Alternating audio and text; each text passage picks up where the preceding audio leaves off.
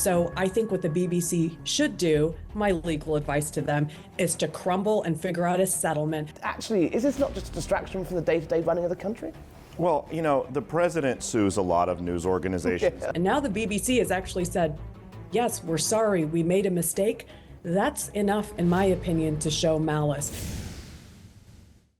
The BBC's still ongoing legal headache. Donald Trump's threatened to sue the BBC, as we discussed at some length yesterday, for $1 billion after he was caught faking the president's words in that now infamous documentary about January 6th. Looks like a grovelling apology may be the starting point, but could the world's most famous broadcaster really end up in a Florida courtroom?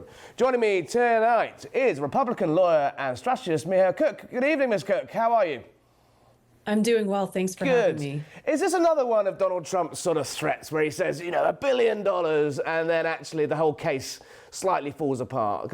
Are we really going to see the BBC in a Florida courtroom? Or, you know, I don't think he'd have much truck in London trying to get $1 billion off the state broadcaster. Well, I think President Trump is very serious because this was election interference days before the election where you're manipulating voters and everybody wants to say, BBC, you're only watching it in the UK. No, we're actually watching it here in America because of social media and the way that clips go viral. So you have two separate clips of President Trump speaking that the BBC decided to put together to make it seem like the president was inciting violence. Any American watching that would think, gosh, I shouldn't vote for President Trump. Many of us did further research and debunk that. So yes, President Trump is serious. I also think at the end of the day, this is not just about this legal case, but about accountability. And he's already gotten it with an apology and two executives stepping down. So he's gone after CBS, he's gone after the New York Times, he's gone after the Wall Street Journal, he's gone after all sorts of media organizations. No one seems to be spared.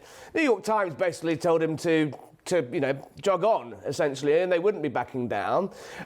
What do you expect the BBC to do, given this is a sort of plucky Britain versus the Trump White House? How do you think it would go down if Friday 5 o'clock comes and the BBC say, thank you, but no thank you, no dice?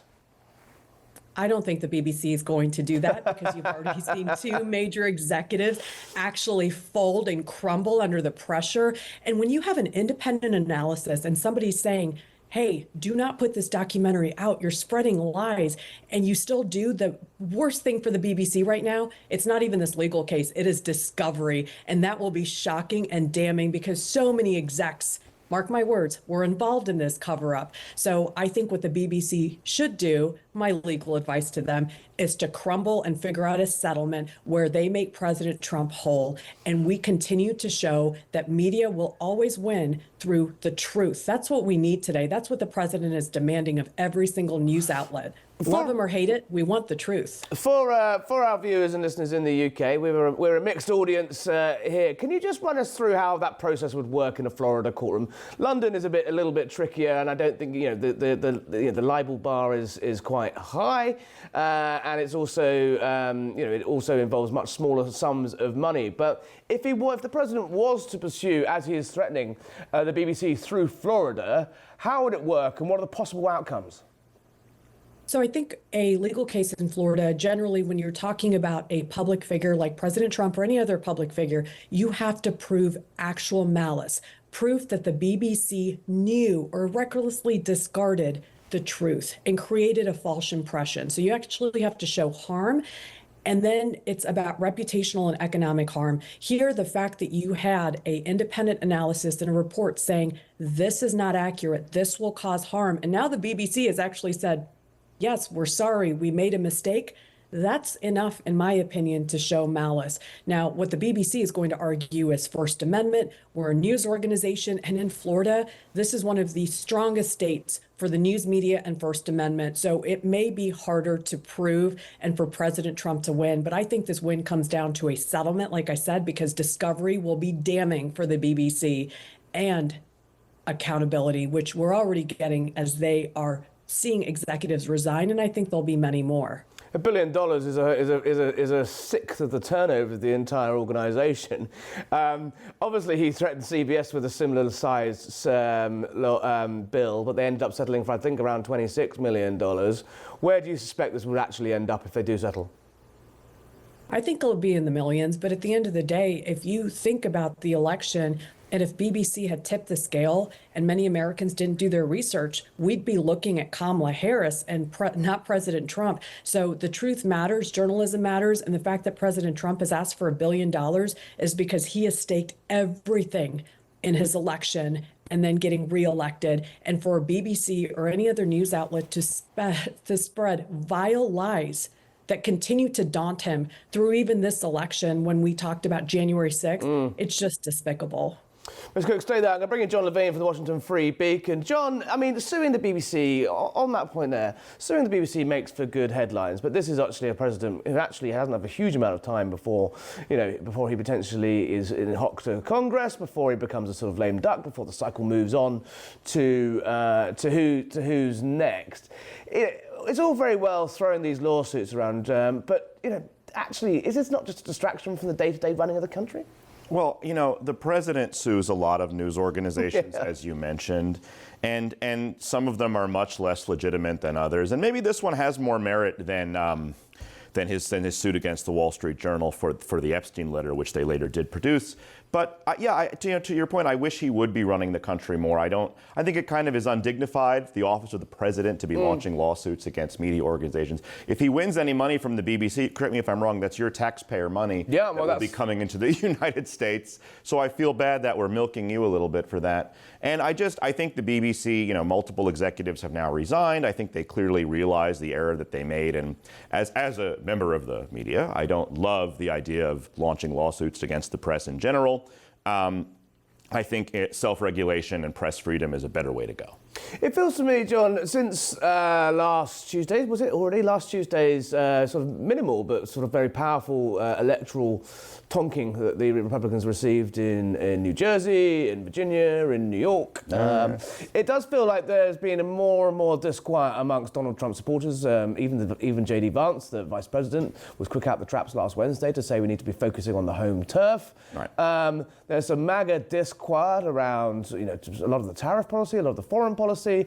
Rumblings are starting that actually this is a president too focused on his own, on his peace prize, on his lawsuits, on foreign affairs, than actually fixing some of the things that he promised to do on the campaign trail. Are you picking up on that? I mean, we've had a government shutdown for the last 40 days, and during that time, we've been talking about a ballroom we're building and remodeling the Lincoln bedroom bathroom.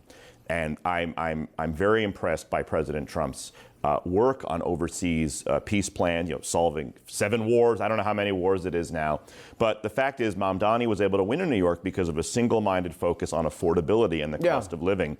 And if Americans are struggling to buy basic necessities, peace in the Middle East, peace between Pakistan and India, these are secondary concerns. And so I think that these elections were a wake-up call that Republicans do need to look more inward at what are the problems affecting Americans day to day and adjust accordingly. Ms. Cooke, I mean, that's the point, isn't it? The GOP want to win next year. You're a strategist. It's not about the court cases or the peace prizes. It's about affordability, the cost of eggs, the cost of living, putting dollars back in pockets. The president was on Fox last night saying, he's got polls that everything's going gangbusters and gasoline is cheap, so everything's fine, but inflation's ticking up the wrong way still, and, the price of things is genuinely unaffordable for millions of Americans. Well, there's no doubt that Biden created inflation, the worst inflation we saw in 40 years. And President Trump can't just flip a switch. But what he's trying to do is create policies, not only on the economic front, but the trade front, the safety front. All of this will bring prosperity. Working families are getting squeezed. Life is more expensive, but prices didn't raise on their own. This is what happens when you have government intervention. Washington pushed this on us. And what President Trump is trying to do is deregulate. Do you know, under Joe Biden, he pushed over 3,200 rules a year, which is the major rules were 300. That is costing the American people billions of dollars. That's the rise in price today. So what President Trump is doing is creating a regulatory framework where he's driving the cost of energy down, oil prices down, and so much more. Is he doing That's it? going to take time, though. Yeah, but that doesn't happen overnight. Time is not something he really has, though. I mean, we're 10 months, 11 months into this administration. We're already talking about the midterms already. We're already talking about 2028, frankly. Has he spent the first 10 months in office, you know, it's second time round, on the right priorities? Or do all these MAGA influences, we're going to talk about Ben Shapiro in a moment, but all these MAGA influencers who are popping up to say, hang on, we're getting this wrong, including the influencer that's sitting in the VP's office, has he had his priorities right so far? I think he has. He's focused on the economy while focusing on defense and international security and making sure he's bringing prosperity. Look, if we have foreign wars, the pressure is on the United States. So he has cleared the decks to make sure that we're not fighting 8 different wars. We now have peace so he can focus on the House front. And the House front was making sure we get fair trade deals. And I know all of this is happening at once, but the truth is that the tariffs have not only worked. President Trump is promising $2,000 to middle-class families. He's trying to rebuild the economy that Joe Biden destroyed. And under Biden, $47,000 is the hit that families took in the last 4 years. So President Trump is working on overtime. I think everybody wants him to just work on one thing and get an applause. He works on a multifaceted front, something that Joe Biden and Kamala Harris could never do. Enough hits on Joe Biden. He's not the president anymore. Mehek Cooke, Republican strategist, thank you for joining us.